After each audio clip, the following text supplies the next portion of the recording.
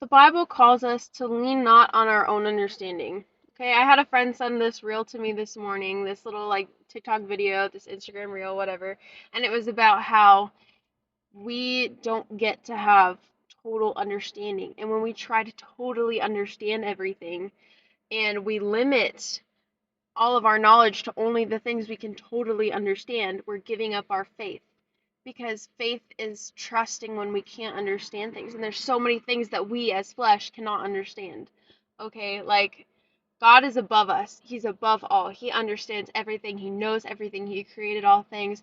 He has all of the knowledge. And He calls us to lean on Him and to trust Him and to give up our own sense of total understanding because we don't get to be right all the time. And the Bible, so many places. I've been reading the Bible and in so many different places. I don't even remember where all of them are. It says, don't be wise in your own eyes. And it like specifically tells us that only fools are wise in their own eyes.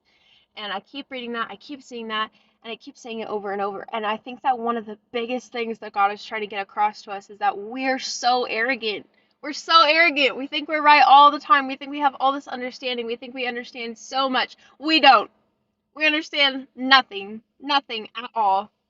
We are so small. God is so big. We do not have all understanding. And God bestows different blessings on the different people. So something that He puts in my heart and lets me understand, He might not put into your heart. He might not let you understand that. He might let you understand something a little bit different. And He gives all of us little pieces. But the thing is, when we start talking about it, we start arguing with each other.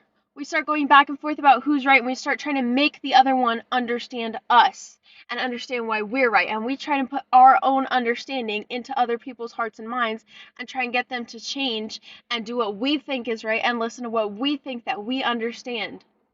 It's not about us. We do not have divine understanding. We are not above these other people. And when we're talking to each other and other people in the faith and our elders, it's good to just listen and to try and see what the Lord is doing in their lives and try and gain understanding through what the Lord told them and is now trying to tell you through other people. God uses other people in His purpose and in His plan and to teach us things.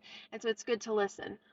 I will say, not everybody is going to be correct in things. And when other people tell you things, you should respect their opinion, respect where they're coming from, listen, take it to the Bible, research it on your own, and decide whether or not what they said is truth or not. And that's something personal between you and God, and we are called to preach the truth. But stop trying to force your own understanding onto other people. We're flesh. The only understanding we have is what God has given to us. And God has given understanding to other people. And we need to open our hearts and just listen and try and receive what the Holy Spirit is trying to speak through us. And stop with all the arrogance and pride. We think we're so above everybody else. We think we're so knowledgeable. We think we're so wise. We think we're so cool. We're not. We're not. Just stop.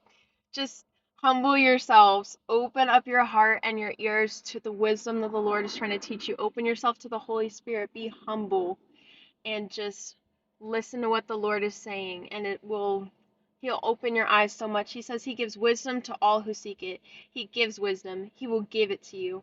But if you're arrogant and you're not willing to listen to another opinion, if you're not willing to listen to anything but what you think is right, then you're going to have a real hard time hearing the Lord's voice trying to speak to you.